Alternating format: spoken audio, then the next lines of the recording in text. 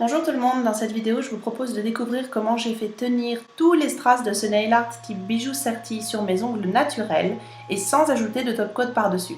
Je ne sais pas vous, mais j'aime énormément les strass, j'aime énormément quand ils tiennent, surtout quand ce sont des strass Swarovski en cristal et qui coûtent assez cher, mais je ne supporte pas quand il y a une grosse couche de top coat par-dessus, vraiment je trouve que ça fait un effet pâte, je ne trouve pas ça beau, donc j'ai essayé de trouver une technique pour pouvoir les faire tenir sans ajouter cette couche de top coat. Alors je vous laisse regarder premièrement comment j'ai fait, donc le pas à pas.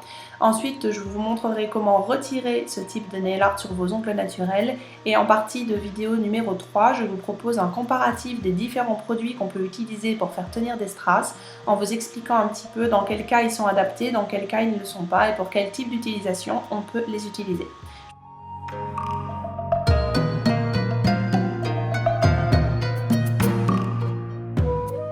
Donc une fois qu'on a terminé sa pose de vernis complète, donc la pose de vernis, donc la base, les deux couches, le top coat, ça c'est le même vernis, hein, c'est juste qu'il change de couleur aux UV. Donc une fois qu'on a terminé sa pose de vernis, on va venir poser un vernis permanent en base et top, donc un vernis permanent transparent. Je vais vous parler un petit peu de celui-là spécifiquement, donc c'est le gel polish base et top d'ongle 24. Donc le gel polish ongle 24, c'est à la fois la base et le top coat du vernis permanent de la marque. Moi je ne l'utilise pas en tant que vernis permanent, je n'en suis pas vraiment contente au niveau de la tenue pour cette utilisation-là. Mais je lui ai trouvé justement un poste recyclé par rapport à cette technique de strass où là il est parfait, l'application est très bien. La tenue sur les ongles naturels pour ce type de nail art est super aussi. J'ai tenu plus de 10 jours avec ce nail art, pas une seule perle ne s'est décrochée, donc vraiment j'étais très satisfaite et le retrait est facile. Si vous avez une autre marque de vernis permanent, vous pouvez vous en servir à la place, il n'y a aucune raison que ça ne fonctionne pas. Donc voilà les jolis strass que j'ai utilisés, un mix de Swarovski de différentes tailles, j'ai aussi ajouté des mini perles. Comme toujours, je les vide sur la table pour plus de facilité et pour mieux les attraper. Alors je commence par poser mon vernis permanent en couche ni trop fine ni trop épaisse, mais un petit peu consistante. Donc une couche qui va me permettre de bien fixer les strass à l'intérieur. Alors le vernis permanent se fait catalyser sous une lampe UV ou LED en fonction des marques. Donc c'est en réalité un gel qui est très fin, très souple et qui a la particularité d'avoir une densité très proche de celle des ongles naturels. Ça veut dire qu'en cas de choc, il va vraiment absorber le choc comme l'aurait fait un ongle naturel avec souplesse, donc vous ne risquez aucune fissure. Il a aussi la particularité de fondre à l'acétone ou avec des produits remover à base d'acétone.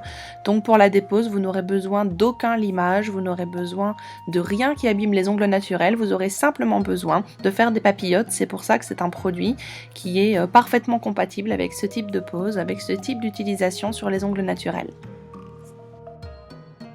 Donc j'ai placé ma couche de vernis permanent suffisamment épaisse, mais pas trop non plus.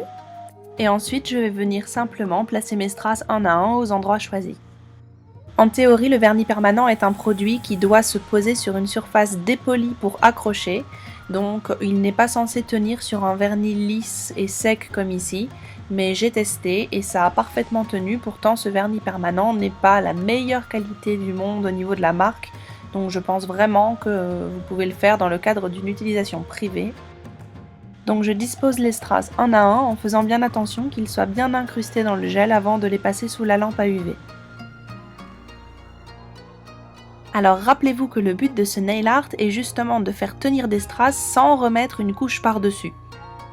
Et pourtant l'astuce ça va être de venir recouvrir tout ce qu'on a mis dans la première couche par une deuxième très grosse couche de vernis permanent. Vraiment vous en mettez partout jusqu'à recouvrir intégralement tout ce que vous avez fixé sur votre ongle et surtout vous ne passez pas sous la lampe à UV. Vraiment là on ne catalyse surtout pas. On va prendre plutôt du cleaner, on va prendre donc du cleaner ou de l'alcool à 70 degrés si vous n'avez pas de cleaner, un petit pinceau qu'on n'aura pas peur d'abîmer parce que c'est pas forcément une manipulation qui prend soin des pinceaux. Et ensuite on va simplement venir essuyer délicatement les arêtes des strass. Donc le but n'est surtout pas d'enlever tout le vernis permanent, il n'a pas encore été catalysé donc il ne faut surtout pas frotter fort le pinceau, il faut simplement caresser la surface des strass avec la pointe et du cleaner et ça va repousser le gel puisque à la base le cleaner est le produit qu'on utilise pour enlever les résidus de gel de vernis permanent collant. Donc ça va le repousser et le faire s'étaler entre les strass. Donc par contre, c'est vrai qu'il faut une lampe à UV ou une lampe à LED pour cette technique, mais vous pouvez vraiment en trouver des pas chers du tout. Je vous mets les liens des produits dans la description de la vidéo. Au final, vous allez passer sous la lampe à UV après avoir fait ça et vous aurez une couche de vernis permanent qui aura cimenté entre vos strass et qui aura laissé toute la brillance avec les arêtes bien dégagées. Et donc pour enlever les résidus collants, on nettoie avec du cleaner sur un petit coton. Entre mes strass, il y a du gel UV, donc du vernis permanent que vous ne voyez pas, et toutes les arêtes, toutes les surfaces de strass sont dégagées.